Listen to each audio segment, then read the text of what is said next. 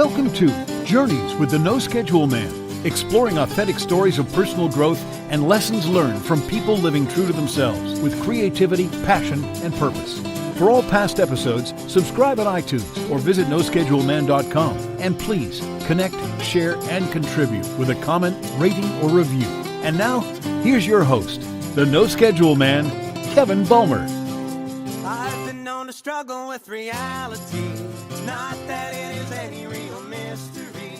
The question this week is, what is your gut telling you? One of the things I've come to believe is that whatever it is that we may be facing or trying to decide, we already know. Deep down, we know what we need to know, even if we don't really know that we know it yet. The real challenge is trusting ourselves and breaking through the fear, or what today's guest might call the 4 hurdles to intuition, to break through those so that we can go with what we know is right. Too often we go the other way because we think it's safe or responsible or because of external expectations. As you'll hear, and as you may have already experienced, there's often a heavy price to be paid for that. Welcome. I'm Kevin Bulmer. This is Journeys with the No Schedule Man, exploring conversations on personal and professional growth, authentically sharing in an effort to empower each other. You can find all the past episodes of this podcast on iTunes, on Stitcher, YouTube, iHeartRadio, Libsyn, Google Play Music, and at noschedulemanpodcast.com. And if you like it, I hope you'll subscribe and stay the course with us. I also invite you to stay up to date by joining my free email newsletter. You can find that at kevinbulmer.com. Today we're joined by Sunil Godse, a highly successful author, coach, speaker, and entrepreneur who has harnessed the power of intuition to grow businesses to a combined $20 million. Sunil helps companies earn record profits as a consultant, and he helps transform people's lives by unlocking their intuitive potential as a personal coach. He's also the author of 2 extremely popular books. They're called Fail Fast, Succeed Faster, and Gut. Both of them have sold tens of thousands of copies worldwide. Sunil has recognized the true power of intuition. It's a really terrific story that he shares. On one hand, it's about trusting it. It's been directly responsible, it being intuition, for the success that he's enjoyed. While on the other hand, ignoring intuition has led to devastating consequences for him, and he tells very transparent stories about both sides of that equation in this discussion. There's a lot to like about what Sunil shares over the next hour. Here are just 3 things that I'll point out to listen to. Number 1, he knew at 5 years old. By the time he was 5, he knew. And this is the second week in a row that this has come up. Last week's guest, Loretta Smith, referred to this as the lost art of being a child in terms of simplicity as opposed to complexity. Sunil refers to this as the purity of intuition, that there was a purity to the story that he tells about the situation that he lived through when he was 5 and the decision that he made. It's quite a story, and it's right at the start of the conversation, and how that matches up with the purity of listening to and honoring intuition that he experiences today. But he knew what that purity was at 5 years old. Chances are you did too. Number 2, the fear of uncertainty plus the herd mentality often equals stuck, or worse. I'll say that again. The fear of uncertainty plus, or added to, herd mentality can often equal something less than ideal. So when we're scared of taking a risk, or we don't really know what's going to happen, which is probably true anyway, isn't it? Safety is an illusion. And you combine that with the herd mentality of everybody just following along and doing what they're doing because they're also afraid of what's uncertain. That rarely is an equation that comes up with positive results. Number 3, intuition is always there. Sunil tells a number of stories, and one that's a really great outline of somebody that was truly down and out, and how she got that intuitive voice, heard that whisper, and knew, even in one of her darkest times, knew what it was that she needed to do. And the point is that no matter how far down you might fall, your intuition goes with you. It's always there, kind of like a life preserver in a way, but it's a helpful voice that's always nearby. I find that comforting. I think you're really going to love what Sunil Godse has to share about intuitionology. Here's his story on Journeys with the No Schedule Man.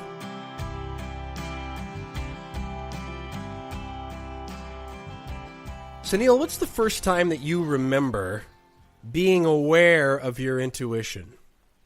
So the first time happened very, very distinctly when I was 5 years old, and I remember there was a time that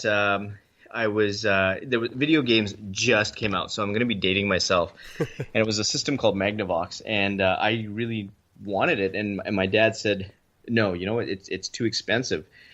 And I really remember my intuition, or something. At that time, I didn't know that it was intuition, but something was telling me that wasn't the answer. That was kind of what I wanted to hear, that I needed to do something to get that money. And what I ended up doing is going door to door, raising money. And I told everybody what I was doing. I was raising money for charity and for video games. And the charity that time, every Halloween, we used to donate to UNICEF, and we would carry these UNICEF boxes around our necks. And so I know that the school that I went to also did some raising money, and that inherently inside of me felt really good. And so I did. One weekend, I took my brother in tow, and we went door to door, got lots of milk and cookies, and we raised $200, and I gave $100, 200 and change, whatever it was. Which was my goal. 100 I gave to my school, so I dropped a whole bunch of coins on the principal's desk, and I gave $100 to my dad, and that was my first experience with what I now know, in my opinion, is intuition. Tell me more about your recognition of that. I'm wondering if it's even more of a reflection in hindsight now that you are who you are now, as opposed to a 5-year-old saying, oh, wow, I think I better follow my gut, even though that's what you did. So when I look at it, this memory is so burned in my brain, and I remember reflecting on what my dad said, and I can put myself right in my shoes. I know exactly where I was walking. It was right behind the house. I was walking amongst some trees. So we had a river lot at the time. And I remember looking down at my shoes, or my runners, contemplating about what my dad was saying. And there's this voice that's telling me, to me it was a voice, and it was a vision. And so the voice is saying, something to the effect that you can raise money. Like it's not distinct. There's no English language. There's, it's just something that's urging me to do something different than what my dad said. And then this vision shows me going door to door, kind of knocking on doors and asking for change. And I'm staring. So this thought is going in my head. I'm staring down at my runners, and that's when it hit me. And so it was very real at that time, and it was burned in my subconscious so that I can always go back to that moment in time. And it's still that same memory. And you said you were 5 years old? I was 5 years old, yeah. How did you come up with the idea of going door to door? That, to me, I don't know. I mean, it was just this thing that I immediately thought of, and it was sort of the 1-2 punch. The one punch is your dad's wrong, or something to that effect. The second thing is to go to door was just following this vision, if you will. I wasn't involved in any kind of sales. I mean, I was 5, right? And so I'm, busy throwing rocks in rivers and, driving around on a bike with friends. And it was just something that I needed to do. I felt the urge that there was a pull for me to do that, and I did it. Very interestingly, the second house down, and this again is burned in my memory. There was one professor or one teacher I knew that was so against donations for whatever reason, and he frowned upon anybody that did it. And I don't know why, but there was this White House, and I didn't realize that he had moved in there. And I remember going to that house and looking at it, and I'm telling my brother, something about this house is weird. Let's just skip it. And I went to the third house. So the first house, our neighbors, the third house, I skipped his house. Again, something just burned in my memory, and uncanny knowing at later, because he was just a new teacher at the time. I didn't realize he lived there, and he happened to be living there. So, it just flabbergasts me that the power of what I think is intuition was just so almost precise in a way, and sometimes it's hard to put words to it, which it should be, because I think this is such a subconscious phenomenon. But again, just things that are just burned in my subconscious that is so distinct from whatever I was doing at the time, I think a lot about kids and how naturally curious and tenacious they are. It's really interesting to hear you tell the tale of basically hearing no.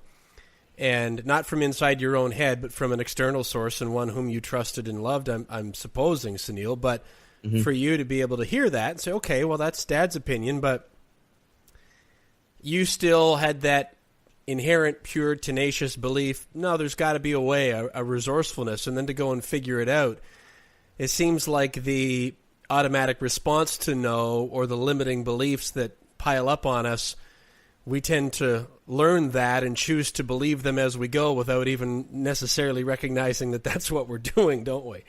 Yeah, and I and this particular trait, and my buddy Bruce Croxton and I talk about this a lot. Like, sort of when is the entrepreneurial gene, planted, and there's also research that I have gone into where we look at even when personality sets in, and everything really kind of points around to this sort of 5 to 6 year old time frame. But even my parents, like my dad, was always, and he never bothered anybody. And so I remember when I gave him the $100, I was so excited, and he was so mad at me, and he gave me back that time. At that time, giving a kid a whooping was okay. And man, I couldn't sit for 10 minutes after, because he was so against what I did.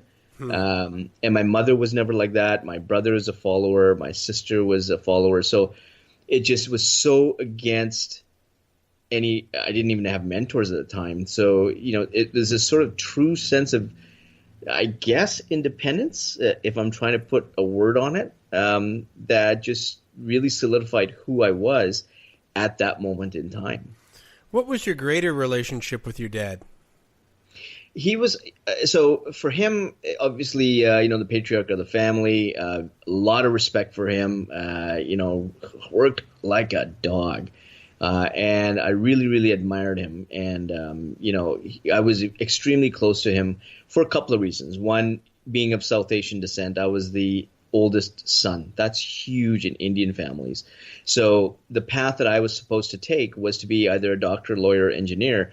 And unbeknownst to me, my dad was kind of grooming me for one of those. So, putting me in private school, for example, in Winnipeg, and, making sure that I had a lot of the attention. Now this is where hindsight comes in, and having these conversations with my dad where, even in high school, I started programming when I was in high school, and I was separated from my computer class because they were just learning to turn on a computer. And here I was programming in Fortran, Logo, and Lisp with a bunch of other nerds. And so I really wanted to do that. And my dad kept saying, no, you can do that in engineering, you can do that in medicine. And my respect for him was so great that even though I think that entrepreneurial gene started when I was 5, I believe, and all the other aspects of what I've done since then, in terms of being best at the bake sales, selling the most, raising the most money when doing raffle tickets. When I'm looking at connecting these dots, everything just seemed, from an entrepreneurial perspective, to be where I was on top of my game. Yet my respect for my father was so great that I needed to fulfill his dream until it came to an intuitive fork in the road, basically 3 years after I started practicing. And I chose entrepreneurship over, I would think, my dad's relationship. I wouldn't even say it's over engineering. Engineering represented my dad. And 3 years in, I practiced, and I had to make a distinct decision, because if I went longer than 3 years, I would have to be a professional engineer. That would be my career, and that was set.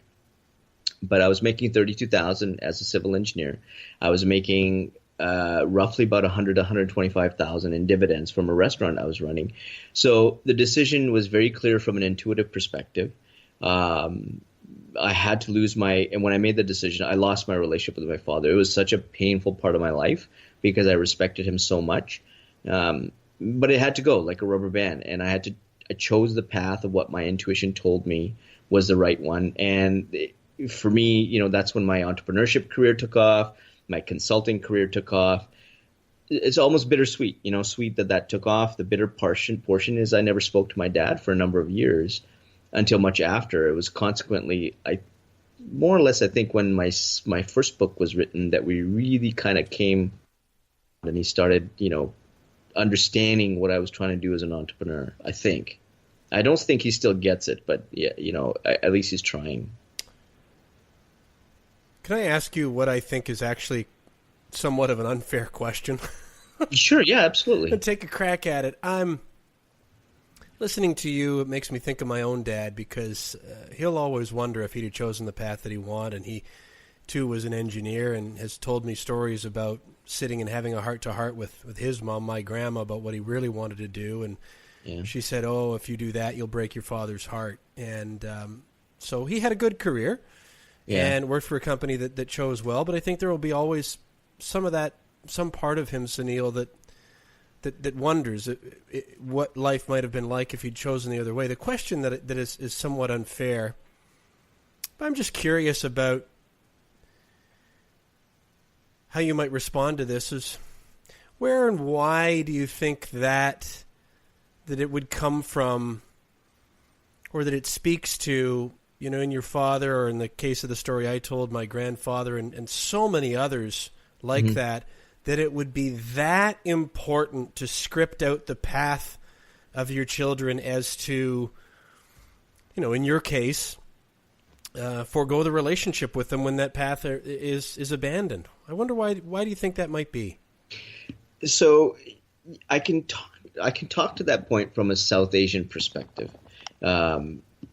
And my dad's dad, and sort of the whole South Asian society, and I'm going to generalize here, is about reaching that level of respect that you need to be beholden to in society. And when it means in society, I think it really means to other people.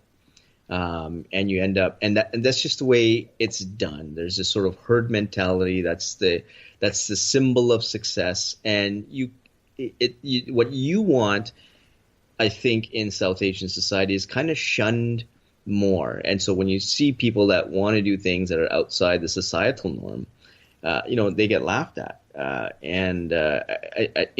guess entrepreneurship is kind of in that same vein.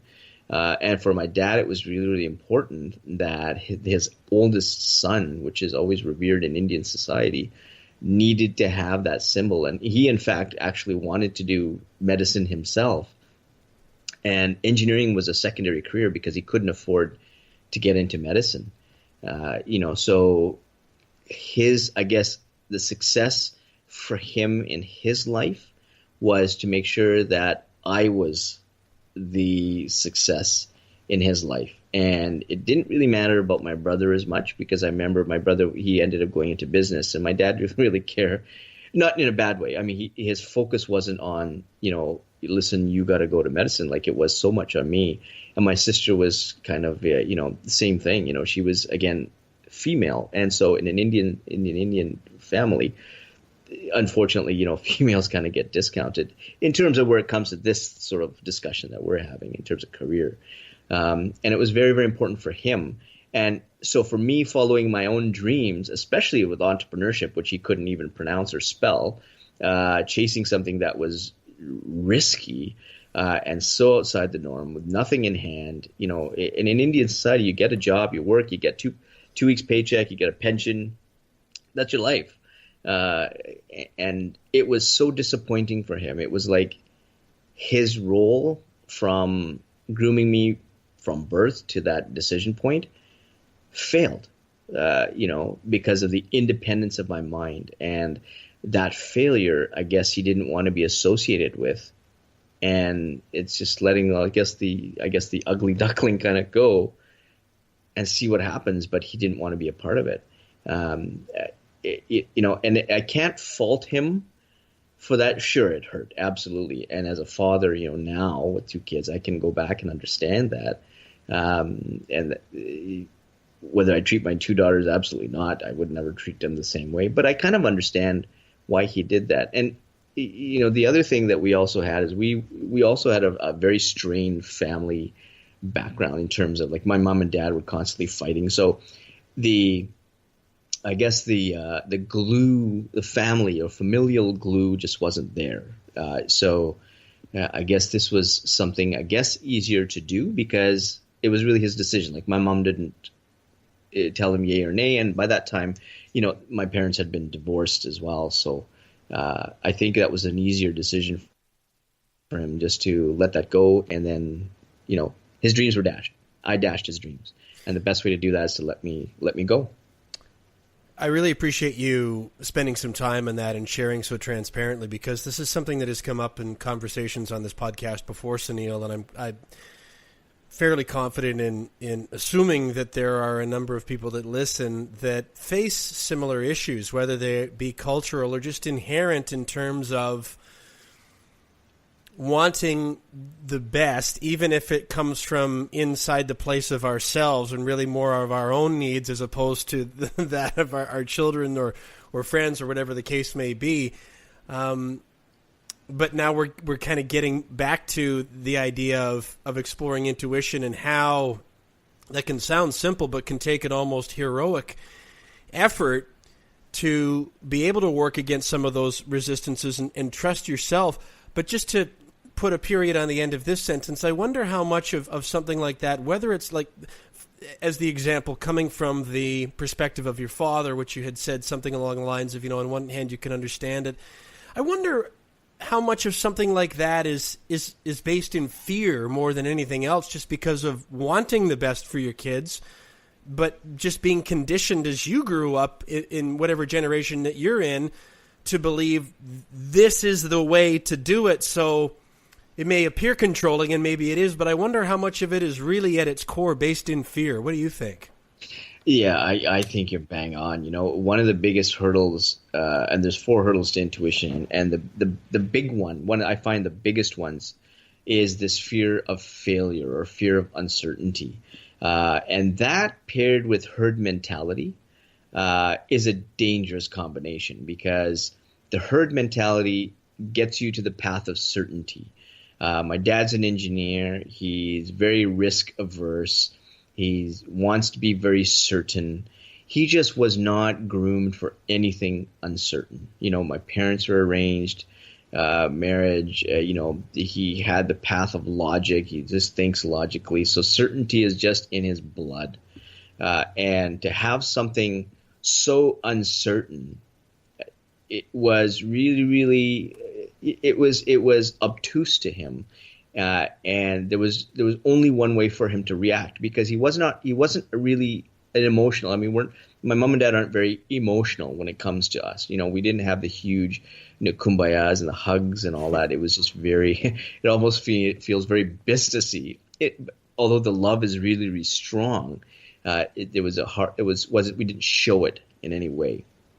And for him, I think this was just the best way to kind of let things go, and for him, also, my parents had gotten divorced, and we were with, closer to my mom, and, so there were a lot of these factors that I think it was easier to kind of snip, and I honestly don't know what was going through his mind at the time. I've never asked him, and I'm not sure if I will, interesting thought though. I mean, I almost dread asking him, because it's almost bringing back that painful point in his life. But yeah, I think for him, it's just that level of certainty he just needed to have. And his measure of success in life, I guess his eulogy was probably, it could have been, my son became a doctor and he was my eldest son and I did the right Indian thing. And so I'm happy, and at the same time I provided for my family. Thank you very much. And, on to my next life. I think we've outlined fairly well of just how enormous a task that would have been for you, intuition, given all the context. And I'm guessing you've only given even some of it here, Sunil. But you trusted it and you knew at that time to go that way despite the obstacles and the hurt that you've described. But let's look at this on the other side of the coin here for a moment, because I've read that this is also part of your story. Maybe give me an example of a time or times when you did not listen to your intuition. You ignored it or you went the other way, and what happened? So clearly going into engineering was against my intuition, because it wasn't what I wanted to do. But the biggest one that I know that I can remember is this is when I was well on my way with a business consulting career, and I was mainly consulting in Canada, with companies like Rogers Wireless, and there was another company called SimCorp and Citibank, but it was an outfit in Calgary that was a Citibank affiliate. So a lot of Canadian opportunities. And I got this opportunity through a friend to consult with a company called SAP. Now they're a huge, huge company down the States, Silicon Valley. So I would be in Santa Clara. And my emotions were just going off like crazy. Like, wow, I get a chance to go down. Am I going to be an American citizen? I'm going to be married in 2 years. This is going to look really great.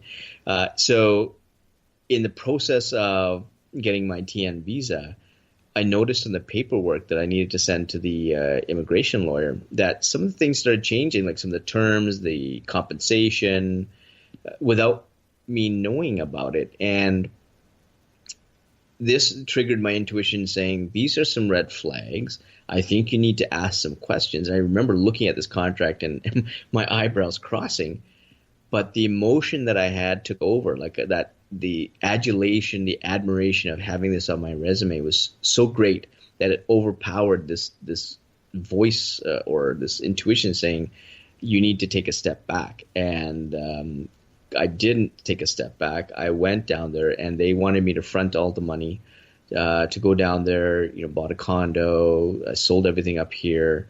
And when I went down, they never paid me. And I stuck around for 6 months and I would have never gotten paid. And what I found out was it was somebody using the SAP name. It wasn't even SAP, and it was a training center. They never paid me. And I came back 6 months, 25 cents in my bank account.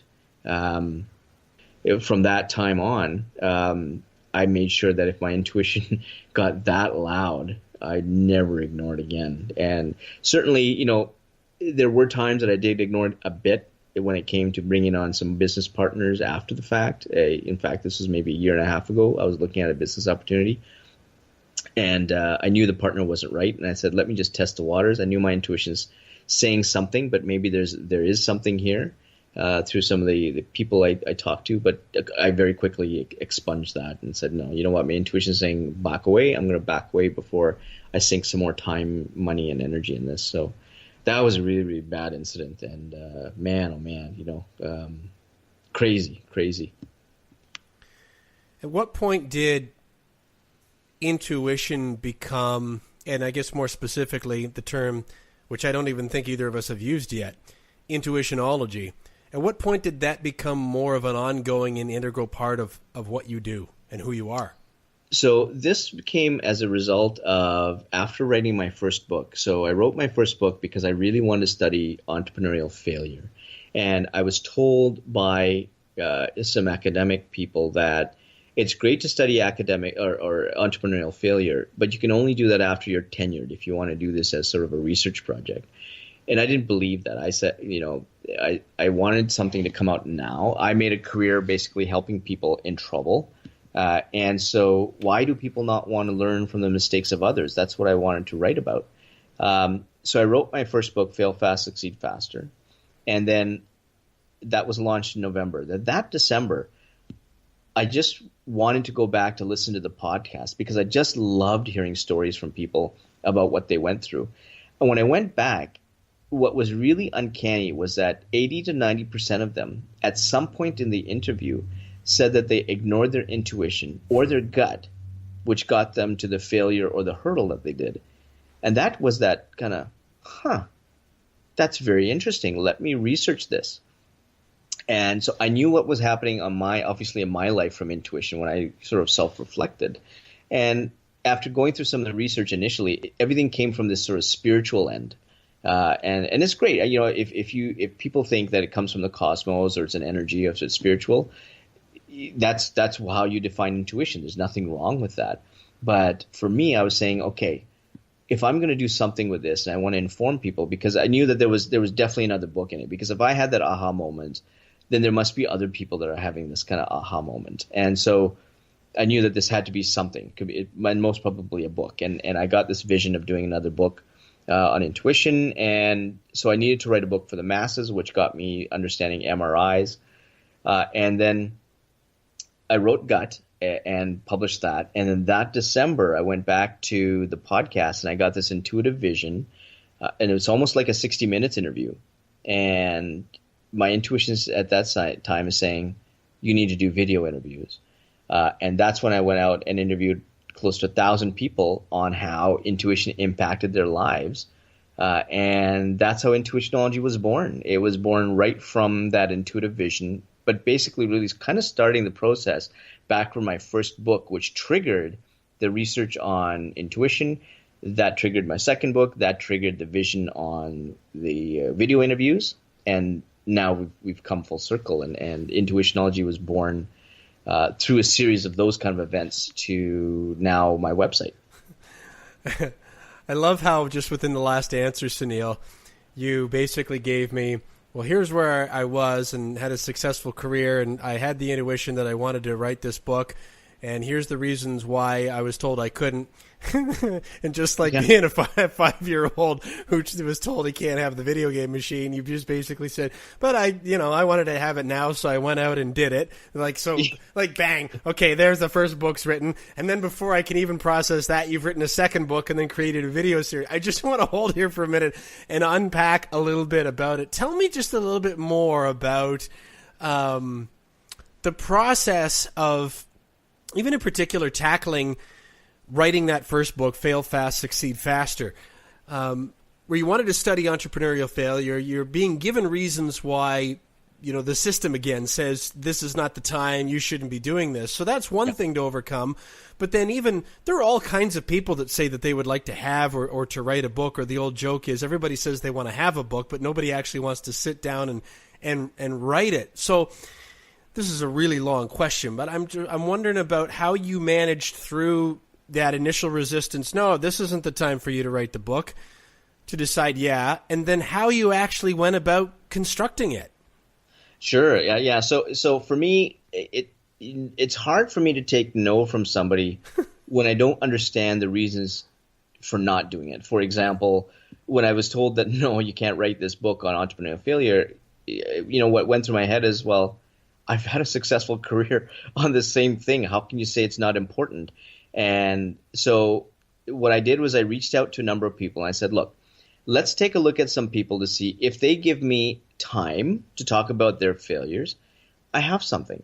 And so I reached out to Larry Rosen from Harry Rosen's, who was the CEO of Harry Rosen, Pierre Morissette, who was the CEO at that time of the Weather Network, Bill Johnson, who was retired as the CEO and chairman of McDonald's Canada.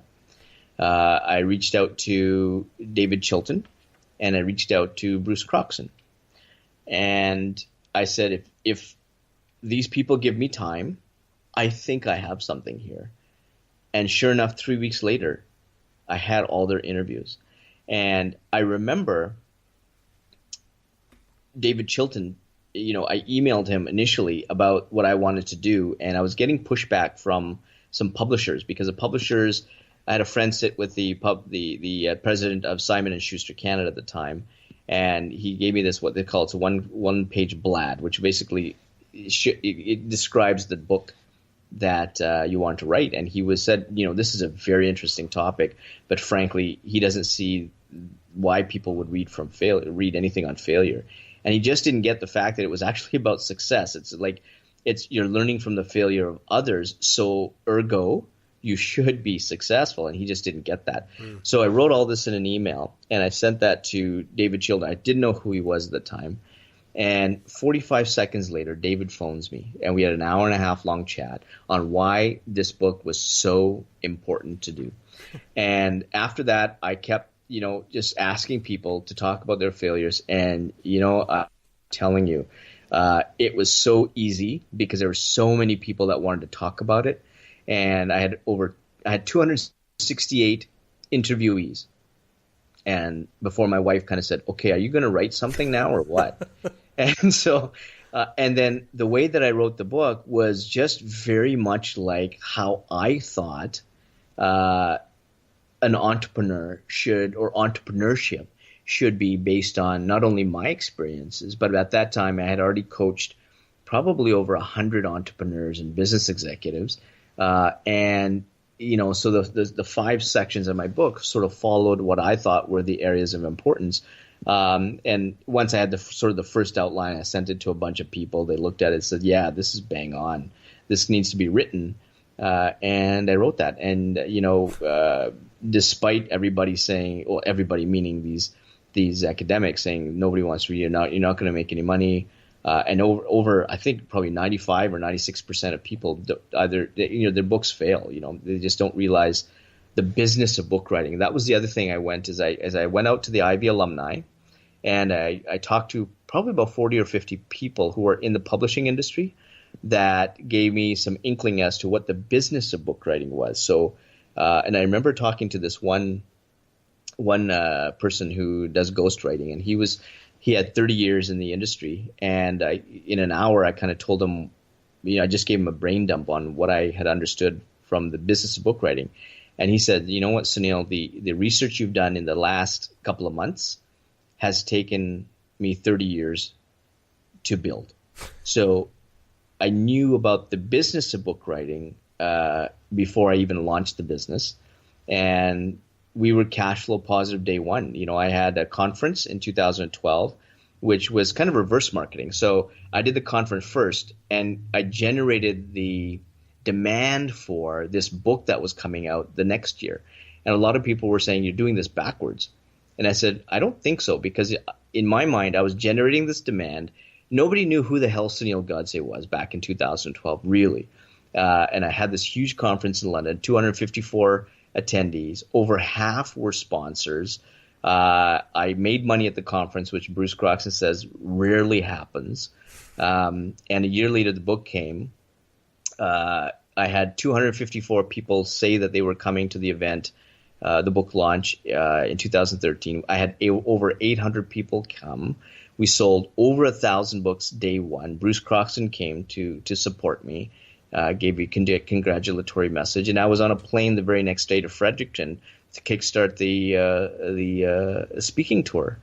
So the business of writing that book was great. I mean, it was just phenomenal, and it was in a topic I absolutely loved. I actually did it the proper way with editors, and I think some authors kind of cut corners, it takes some time and it takes some money to have a really, really good product, and you got to have a really compelling book or topic, very much like any entrepreneurial venture, and that's how I treated it.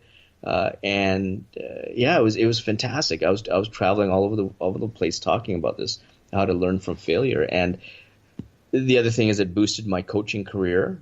So there were a lot more revenues on that side, and it actually saved some people from going into business. And I remember even after the conference in 2012, at the very end, it's about 5:00 and everybody's about to leave. And there's this girl that approached me, and she said, Sunil, I really have to thank you. That was a great conference, but you've just saved me my life savings. And I said, what do you mean? And she goes, I was about to use all my life savings to get into a business.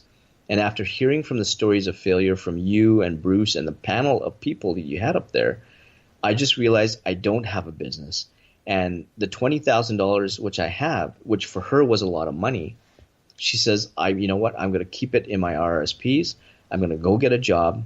And you just saved me my life savings. And the value of what I wanted to do with that book hit me at that particular moment a year before the book came out. How fair is it to say that you don't hesitate to jump into the pool when your intuition tells you that it's time to jump, but you take your time in learning how to swim? Or moreover, that you're not afraid to do something, but you're not in a particular hurry to rush the end result along? How fair is that? Very, very fair. So when it comes to the way my intuition works, again, I think it's situational. So in some situations, I'll just jump with my 2 feet, and especially when it comes to more personal things, and my wife and I are fundamentally different people, where she's very methodical and she balances me, where I'm the crazy nutcase, and we'll do a lot of things on the spur of the moment, and as long as it doesn't get me into too much trouble with her, I'll do it. And so we kind of balance each other very, very well. When it comes to the business side, though, what I have done is that I would recognize that there is an opportunity, and my intuition will say that there is an opportunity here. But in some cases, I need to think about it. I need at least 24 hours, And what that gives me is the ability to go into what I call an intuitive medium, which is where you go to reflect. So for me, it's going in the shower or thinking about it before sleeping or driving to Toronto. And in some cases, even going to Niagara Falls. For some reason, when I go to Niagara Falls and I get a room that's overlooking the falls, I think extremely strategically about my business and my business opportunities and where the future is going. So I place myself in one of those kind of intuitive mediums, as I call it, and I reflect on the possibility of where that business opportunity may go.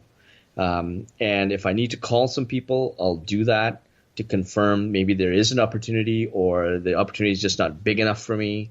I just want to see what's the size of it. But normally when my intuition is right, it's generally right. And the time that I take is more the operational side. So my intuition is saying go. The time taken is more like, okay, how do I do this? And who do I need to contact? How do I connect? How are we going to do the revenues? What's the company structure look like? All those kind of nitpicky details. And a lot of times I'm not going to solve them right then and there. It's an ongoing process, and it rolls out. And sometimes there'll be a dead end, and I'll have to take a right turn where I took a left. But they're minute, sort of steps rather than running and hitting my head on a brick wall. I'll maybe tap it on a cupboard and, turn around and go a different way. So that's the way I kind of roll with when it comes to these kind of instances. It sounds to me like you rather enjoy the process too, though, Sunil. You mentioned, I think it was, if I remember correctly, the number that you said was you had 268 interviews when your wife finally said, okay, I think you've done enough, let's write the book, which I immediately took to mean you were having a blast just going through the process. Oh, I loved it. I was up at 4 or 5 in the morning because I had to talk to somebody, who was in some other part of the world, and I was talking to people who are, just truck drivers and who are small time entrepreneurs to those that run CIBC World Markets with 26,000 people under them, making a couple of million a year, and everybody in between. And it gets down to all that gets stripped away. The titles get stripped away. All this marketing, I guess, gets stripped away. And you get down to the core person and the difficulty that they went through. And in some cases, some people lost their savings. Some people went bankrupt. Some people ended up trying suicide. Others just changed their career. So it's everything in between. And it's just that maybe it's that shock value or that surprise that I get when I listen to these things. And it probably is very, very similar to when I go back after I wrote Fail Fast, Succeed Faster. When I went back to do the interviews, I enjoyed those conversations so much, the details, and it just flabbergasted me what people go through and what they had to go through to get to, sort of where they needed to go or to leave something that they needed. something about that part of humanity, I guess, or a part of a person really excites me in a good way. Tell me a little bit more about the process behind gut then, Sunil, because you mentioned that you started doing video interviews on how intuition impacted the lives of the people that you were talking to. How was that different or maybe even similar to the project that came before it? So gut was more about, what is this thing called intuition? And it was because of, obviously, as I mentioned before, so many people ignoring it that got into the hurdles. I really need to kind of understand it. And to understand it, of course, there's the spiritual part, but part of it is saying, okay, let's think about this. How does intuition really kind of work? What stops us from doing it? And so I started on the path of discovering through interviews as to what this is. And so, again, chalked up over 200 people, some of them who were the same from the Fail Fast journey, who gave me their time. And through that, I started really kind of peeling back the layers of what intuition really is, and then combining that with my own experiences. So I'm myself the experiment. I've got these over 200 people I've talked to as well. And it came down to the sort of the 4 types of intuition that I mentioned in my book, Gut. The 4 types of hurdles that stop us from getting into intuition. And then these things called intuitive mediums.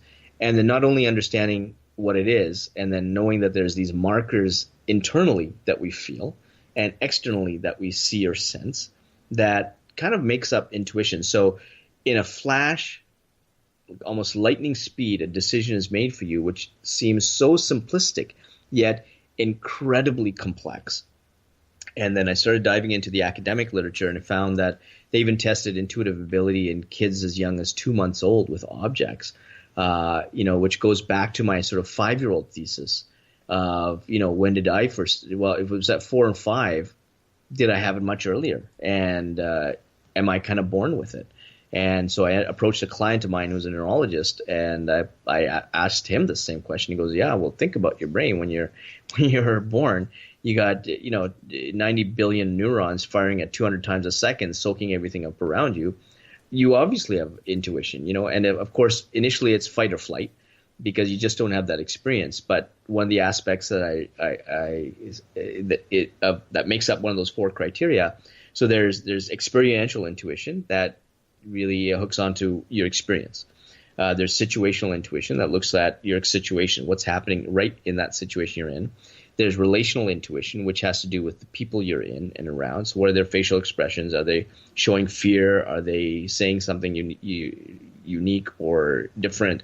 And then you've got your creative, experiential, relational, and situational. And the creative side is I didn't tell you before, the creative side is sort of the entrepreneurial side.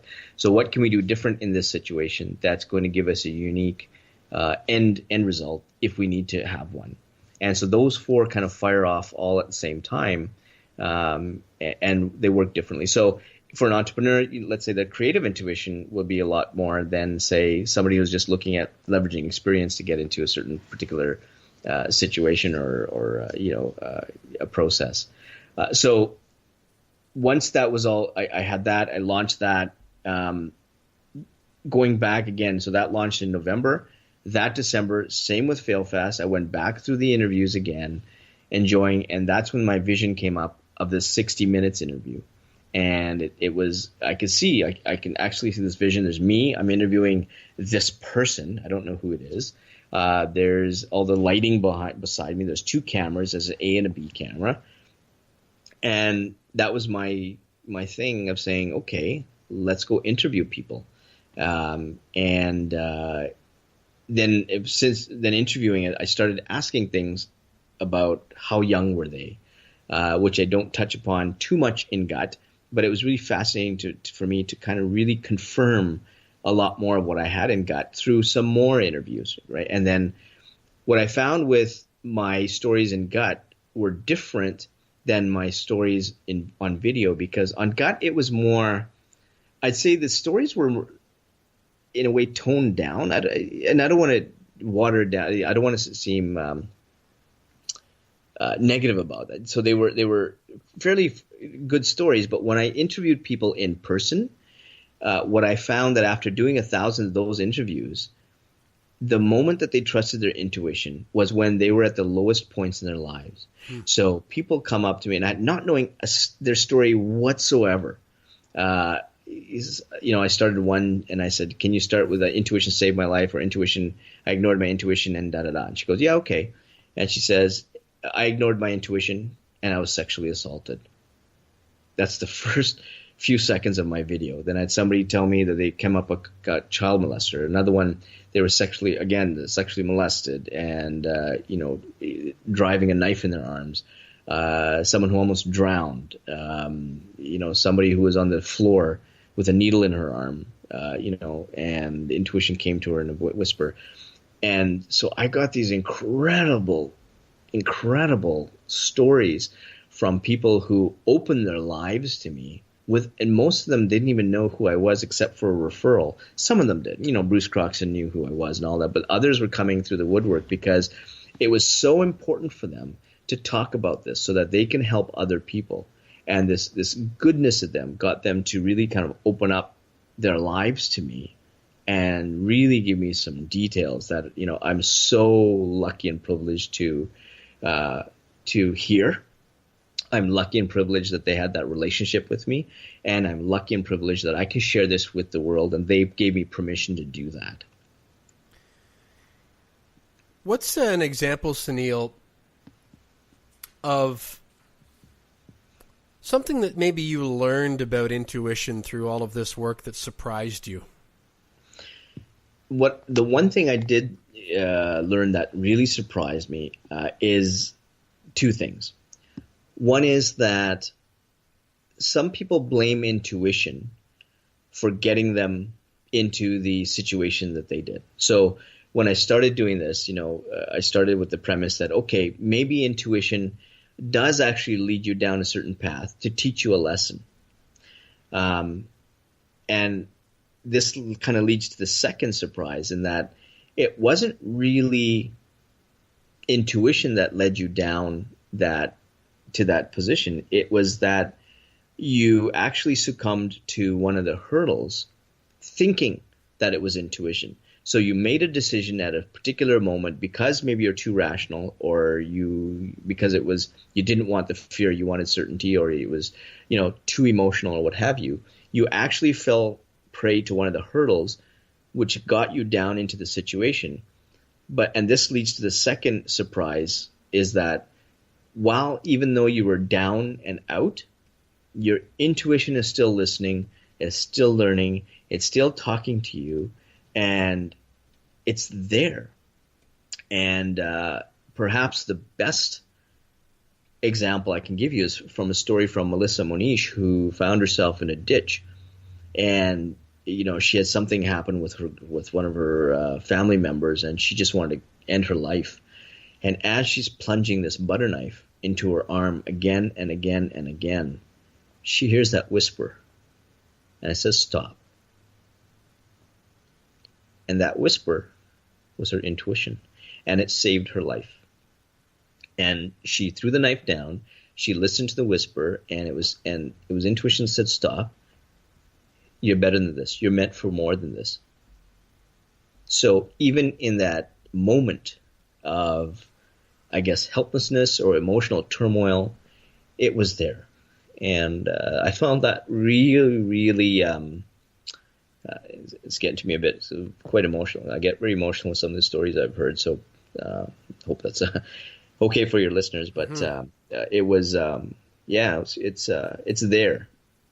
So for those who, find themselves in the worst point in their lives, it's always there, and you can trust it. And when you do, even though you're on the floor with a needle in your arm, even though you're thinking about suicide, even though you're using drugs every single day, you're an alcoholic, you think you've lost everything, your best friend called intuition is there. And all you need to do is tap into it, listen to it, and it will help you find the way if you trust it. You mentioned about some people blaming intuition for getting them into situations when in fact they'd actually succumbed to one of the hurdles, thinking that it was the intuition. We only just briefly touched on what you feel are the hurdles earlier. You mentioned the fear of uncertainty. I wonder if we could just take a moment and flesh those out a little bit more, the 4 types of hurdles that you see to intuition. Right, for sure. Okay. So the first one is the fear. The fear of failure is what I put in gut. And I think it's more of a general fear. So when we want to go about in life, everybody wants some kind of certainty. And oftentimes when we find ourselves at an intuitive fork in the road, the path of least resistance is the one that we often take. And in most cases, that's not the right one to take, because the other path, which the intuition is telling you to take, is hard, or there's uncertainties, or there's fear. And we don't want to go down that path because we are so fearful of what may be on the other side that we don't do it. And so we succumb to what we're currently doing, or the habits that aren't very, very helpful to us, or harmful things that we do, because those are certain things. And to change that, we almost have to step into this new green field that we don't know what's going to happen. And so at that moment, you don't kind of trust your intuition to say, yeah, I can make those choices to lead me down the right way to get me out of the funk that I'm in. So that's one. The other one is kind of the being too irrational. And so when you're always looking at the data, or for example, you did your MBA and you have to be an investment banker, even though you want to be an artist, or even though you want to run a small company, you're kind of looking at the data, you're looking at logic, and that's where I fell in, right? I had to be a South Asian a civil engineer. I had to be an engineer, right? There's my rational part coming in, and I did it, and I don't regret not doing it, but there was time, effort, and energy wasted by doing that. The balance, the flip side of being too rational is being too emotional, and this one gets us all the time, because the first reaction we have to any event is the emotional impact, and because it's in the primitive part of our brain called the amygdala, and it screams at us when we get into a situation, particularly when it comes to relationships, and we don't allow that logic to come in to balance that emotion that allows the intuition to come through. And the last one is ego, and there's 2 types of ego. There's, of course, the narcissistic ego, where you feel much better than everybody else. And so you turn people away, which is different than confidence. So you got to be careful between ego and confidence in certain. And then the flip side of the ego, which most people really kind of get into, is the fitting in. You want to be part of a clique. You want to be part of a herd. You want to do things a certain way. You want to wear things a certain way. You want to talk a certain way because it sounds good to everybody else, when it really kind of goes against who you are. And you know it, right? Because you don't feel good doing it, but you do it because in that moment it makes you feel so good. But intuitively you're not doing things right. And this is when you bring, really inauthentic people in your lives who don't move your life forward, and you allow them to do that because of this thing called ego. So those are the four hurdles that when you succumb to them, you shut out the intuitive voice. It's there. You're just not listening to it. You're just pushing it back, and saying, thanks, but, it doesn't make me feel good at this moment. Before we wrap up, I wonder if you could take us more into the present, at least in the terms of the time that you and I are having this conversation, Sunil, of what your intuition has driven you to and what you're up to right now. Yeah, so I'm continuing obviously with my Intuitionology project, and just launched a second set of courses. So back in April, I launched the first Intuitionology. It was kind of introduced to the world. It still took me about an hour and a half a year and a half to put the videos together, to have a couple of film crews, do the editing, etc. Launched those courses back in April, sold 1,000 of those courses to this up to now. But the one question I kept getting every time I speak to people in conferences or roundtables or what have you is, okay, I kind of get the intuition. I understand it. I understand these markers, but how do I actually apply it? And so to answer those questions, I developed another set of courses where you can actually learn how to apply it in your personal life or your entrepreneurial venture or as a business executive. And so I offer a free course on the intuition. So you can go on this, and it takes you through worksheets, advice, and it's paired with a different person with experience that it actually is in sync with the learning from that particular module and unit. So you learn from a wide variety of people, all the way from people like Bruce Croxon and Carl Wolf, who's a singer-songwriter, all the way to people who've been in jail, or the girl that OD'd, to Melissa Monish, who was digging her butter knife in her arms. These are the type of people you're hearing from that help enlighten you on sort of the intuition they went through. And the goal, obviously, for my intuition course is to get you to recognize your intuition a lot more, raise it from that subconscious slightly to the conscious, so that you can start living a life with smarter decisions. And then if you want to make an investment, for those who want to make an investment in themselves, they can look at something, actually apply it to things like relationships, or how to live a healthier lifestyle, or how to scale your business, or how to find the right partner. Depending upon what area you want to look at of your life, you're looking to apply your intuition towards. What do you think, Sunil, when you, if you ever do, sort of sit back and look at all of this, what you've been involved in, the people that you've met, the things that you've learned, the impact that you've had on other people, the adventures that you've yet to have? When you think back to that little 5-year-old kid that trusted his gut for the first time and went door to door and gave half to UNICEF and the other to his dad, what does it look like to you when you sort of sit back and you look at your adventure and your journey so far? There was a purity to that 5-year-old. Looking at my runners, there was a purity to it. It was me and my thoughts, and there was no noise around what I was trying to do. And it's very similar to what I'm trying to do with intuitionology. There's a purity to me wanting to simply change people's lives, and that's it for me. Yes, there's the whole business part of it. Yes, there's the whole website part of it. Yes, of course there's that part of it. But the sheer essence of what I'm really trying to do is to really kind of change lives, and it's already affected people. Some of the interviewees who phoned me, they've changed their lives. They've quit their jobs. They've gone solo in a music career. They've made $71,000 on a real estate deal. So these are people who've been affected, and I've got people wanting to do more interviews because they want to be involved in that pure drive of what I'm trying to do. And so that's why I keep getting requests to do interviews, because they want to help. They want to contribute. They want to spread the message, because they find this is such an important message, because it's helped their lives, and they want this to help others' lives. And I'm so happy to be the conduit for that, and I'll keep doing that.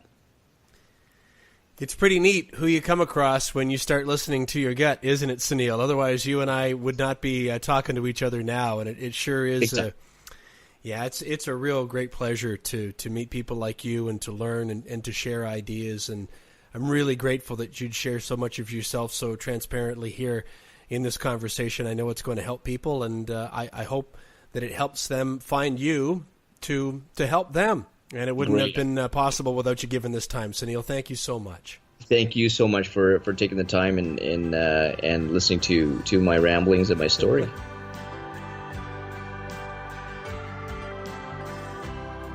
If you'd like to connect with Sunil Godse and learn more about his books and his courses on intuitionology, you can reach him on his websites at either sunilgodse.com. I'll spell his name for you. SUNILGODSE, sunilgodse.com, or on intuitionology.com. You can find information in his courses and his books on either of those sites. And of course, I'll link those and his social media links to the blog post at noschedulemanpodcast.com. This is episode 65. On social media, you can find Sunil on Facebook at facebook.com/intuitionology. You can also find him on LinkedIn at linkedin.com/Sunil Godse. That's his handle on Twitter, Sunil Godse, and you can find him as well on YouTube if you go to youtube.com and search Intuition, or again, go to the episode 65 blog post at noschedulemanpodcast.com, and I'll have all those links waiting for you. If you liked this episode with Sunil and you enjoy the idea of intuition and going with your gut and following your heart, I am absolutely certain you're going to love these episodes. Number 62, How to Be Unstoppable, with Unstoppable Tracy Schmidt, she tells a number of stories where she just went with what she knew she needed to do. And it'll really get you fired up if you listen to that one. Episode 59 with Antarctic Mike Pierce, another one. It's called You've Got to Go or You'll Never Know. And Mike, in his case, well, I won't ruin it for you. But in terms of why they call him Antarctic Mike, from a guy who actually lives in San Diego, California, it's quite a story. Go give it a listen, episode 59. And episode 34 with my friend Cole Perrin, who at the time of this recording is the crew chief for one of the top teams in NASCAR.